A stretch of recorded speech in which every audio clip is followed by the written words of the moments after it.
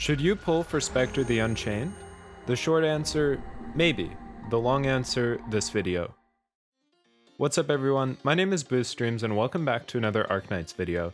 Today we'll discuss Specter the Unchained's kit, some math, and some sample gameplay to determine the ultimate question of this video. Should you pull for her? If you don't agree with me, leave a comment with your opinion. If we get 75 likes, I'll do a should you pull for Irene. And please remember to subscribe as every subscription counts. Thank you to all my members for supporting the channel, and if you want your name up here and to support me, I do have channel memberships now available. Alright, on with the video. Specter the Unchained is our newest altar operator and yandere waifu.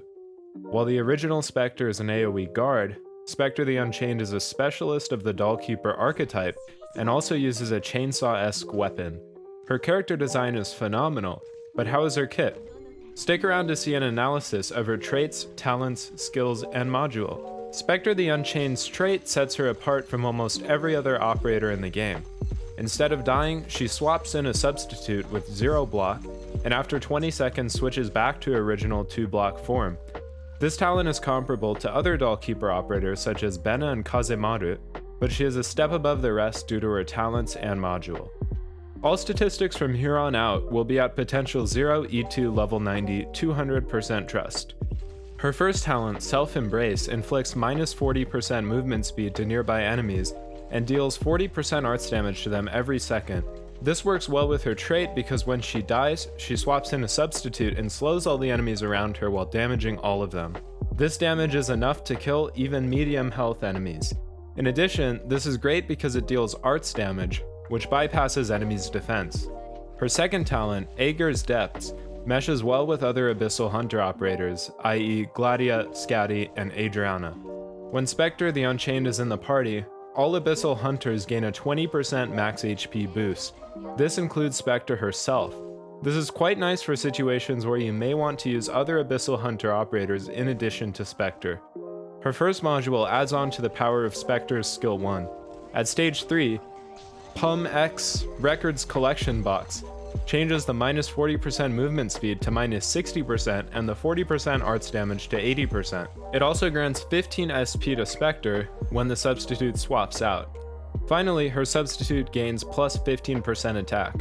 While the damage increase is quite nice, she isn't in any way a stat stick out of the box. So the best thing about this module is the 15 SP grant, which solves a general issue of skill uptime. We won't get into discussing her second module since it is somewhat unrelated to the focus of this video, so to put it briefly, it works well with her second talent, buffing other Abyssal Hunters' max HP and SP as well as her substitute's HP. For the sake of brevity, let's look at Specter the Unchained's skill 2 first, Thirst for Survival. This skill costs 35 SP, which is quite significant and a big reason her module helps out a ton. For 20 seconds, her attack is increased plus 130%, attack speed plus 50, and she can't die. When the skill is active, she swaps out for her substitute, which triggers her first talent. This skill is incredible for not only tanking strong enemies since she can't die during her skill, but also dealing with large hordes of high defense enemies at once. We won't get into her other skills since I was only able to test out her S2 for this video, but if you want to see more of her other skills, make sure to leave a like down below.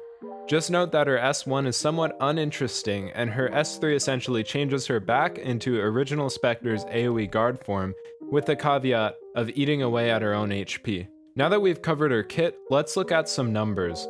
For the sake of time, I will leave all charts up for only a short amount of time and you can pause the video if you would like to read through them carefully.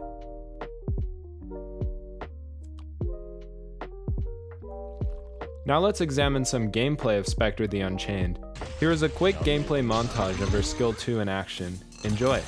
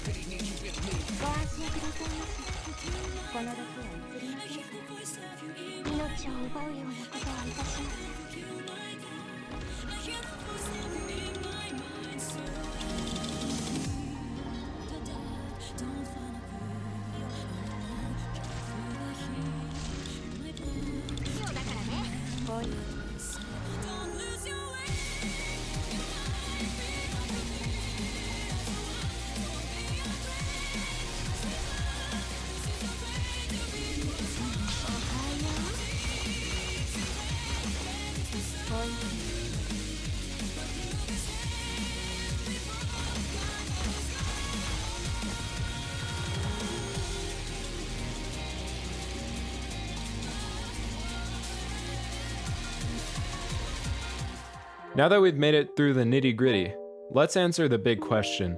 Should you pull for Specter the Unchained? At the beginning of this video, my answer was maybe. Let's take another look at everything we've examined up until now and reach a more profound conclusion. Specter the Unchained is a very situational operator. She is amazing on maps like 5-10 with large waves of high defense operators. She is also great at tanking enemies that would normally one-shot operators with her skill 2, and although her substitute has 0 block, it is great at dealing damage to and stalling enemies. Moreover, she requires a high level of investment to be really good, as her base stats are not particularly high, so her multipliers must be increased as much as possible with M3 talents and level 3 modules. Luckily, she is F2P friendly in that her first skill has no upgrades with potentials. So should you pull for her? If you are in need of an operator for the aforementioned situations, yes. If you are just in love with her as a character rather than her kit, or are a waifu collector, or even just love yanderes, then by all means go for it. She will be an amazing addition to your team. But if you don't need her, and you have other operators that fulfill similar roles like Kazemaru for substitutes, or Scalter for AoE damage in the same range, then I wouldn't suggest dumping all your resources into pulling for her. But remember, Irene is also on her banner. A reminder that if we get 75 likes, I will make the same video for Irene, so even if you want to skip Specter, keep an open mind with the other banner operator, because she is really amazing. So subscribe and stay tuned for that video. What do you think of Specter Alter? Are you pulling for her? Leave a comment down below. Thanks for watching. Peace.